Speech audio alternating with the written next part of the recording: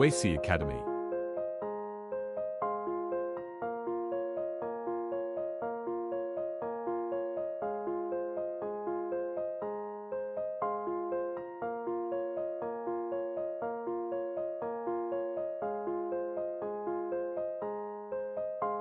Of different people are going to choose to spend their money. This isn't just a fun thought experiment. Airlines, hotels, even entire countries are betting billions of dollars on getting the answer right. So, as you can imagine, a question this huge doesn't have one simple answer. Instead, economists have basically come up with two main ways of tackling this problem. Two different schools of thought, and we're going to break down both of them. All right, first up, let's talk about what we can call the direct approach. The idea here is actually pretty simple.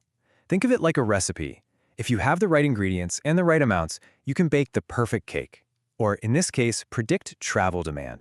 Now, the technical term for this is the single equation model, and it's exactly what it sounds like. The core idea is that our desire to go to, say, Spain, is the direct result of a handful of key factors, all mixed together in one big formula.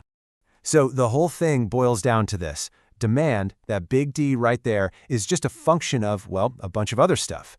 If you can figure out what those key ingredients are and measure them, you should, in theory, be able to predict exactly how many people are going to show up. So what are those ingredients? Well, they're probably what you'd guess. Things like how much money tourists have. That's a big one. The prices in the destination compared to back home. Of course, the exchange rate. How much it costs to even get there. And they even have clever ways to factor in special one-off things, like a huge event. Think the Olympics. But, and this is a big but, this whole approach has a huge catch. Just like with our recipe, if you forget a key ingredient or you just get the measurements wrong, the whole thing can be a disaster. Your prediction could be completely off, and that fundamental weakness is what leads us to the second approach. So let's switch gears and look at the second method. This one takes a totally different angle. It doesn't start by asking how many people will go to Greece. Instead, it asks, okay, you've decided you're going to spend some money on a vacation this year. How do you decide where that money goes? This is called the system of equations model. See, it's not about guessing the total amount of money we'll spend on travel. It's about understanding how we split up our travel budget between all the places that are competing for our attention. It's all about choice and competition.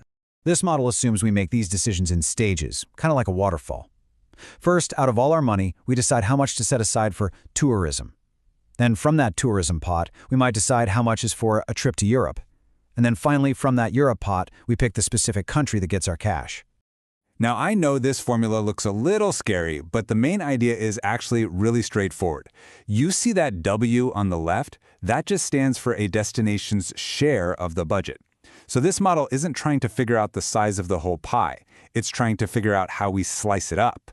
Of course, for any of this to work, the model has to make some basic assumptions about us being, rational people. Simple stuff, really. Like, if a vacation gets more expensive, fewer people will want it. You can't spend more money than you actually have, and your choices are generally consistent. It assumes we all basically play by these economic rules. Okay, so we've got these two big, complex theories. But what happens when you actually plug real-world data into them? What can they really tell us about our own travel habits? This is where it gets really interesting. Let's dig into some of the insights these models can give us. But to do that, we need to get our heads around one really important concept. And that concept is elasticity. It sounds complicated, but it's not. All it is a number that tells you how sensitive you are to a change in something else. Like, if your travel budget goes up a little, how much more do you spend on a fancy trip? A high elasticity number means you're very sensitive. A low number means you're not. Okay, so check out these two tables. They're from a study on European tourism. The table on the left shows what's called expenditure elasticity, basically how our spending share changes when our total budget gets bigger. The one on the right is price elasticity, how our choices change when a destination's prices go up or down. Now, out of all those numbers, I just want you to focus on this one right here, 2.65. So, what is this? Well, in this study, that was Turkey's magic number for tourists from the UK. It means that for every 1% that a British tourist's travel budget went up, the share of that budget they spent on Turkey went up by a massive 2.65%. That told economists that, at the time, UK travelers saw Turkey as a luxury destination, a place they were eager to spend any extra cash they had. And you better believe That is a powerful piece of information for marketing agencies and airlines. Now, as powerful as these models are, they're still just one tool in a very big toolbox. And like any tool, they have their limits. The economic models we've been talking about are amazing for explaining the why. They connect the dots between things like income and demand, but there are other methods, qualitative ones, that just rely on expert opinions. And those can be super useful when you're trying to look way out into the future or when you just don't have a lot of good data to work with. And this, right here, might be the most important thing to remember. The researchers who build these models are the first to admit it.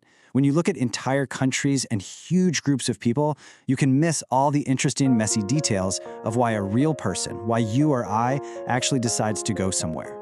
These models kind of lump everyone together. Which really leaves us with one final big question. We know that these days our travel choices aren't just about price tags and income. We think about sustainability, we search for authentic experiences, we care about our impact. So as our own priorities change, what are the new ingredients, the new variables, that the next generation of economists will need to figure out to truly predict where we're all going next?